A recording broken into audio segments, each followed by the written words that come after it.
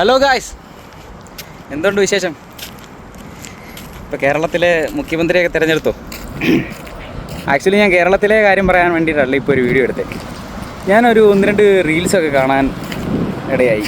എന്താണെന്ന് വെച്ചാൽ, ഇപ്പം നമ്മളൊന്ന് ചിന്തിച്ച് നോക്കുക.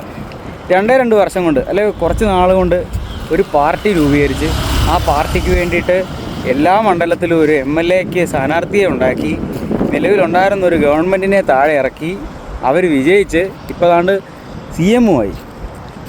വിജയ് SSLCക്ക് എത്ര മാർക്ക് വാങ്ങിച്ചു, വിജയ് ഫെയിലായി, വിജയ്ക്ക് വിദ്യാഭ്യാസമില്ല. അതുപോലെ ഒരുപാട് സിനിമകൾ വിജയുടെ പൊട്ടിപ്പോയിട്ടുണ്ട്.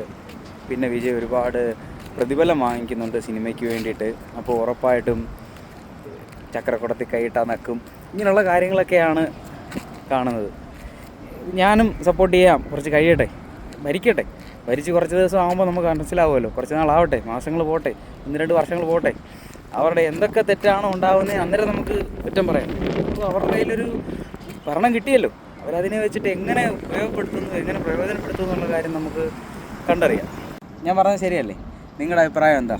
നിങ്ങളുടെ അഭിപ്രായം കമൻ്റ് ഇടേ, നമുക്ക് നോക്കാം. Okay, by.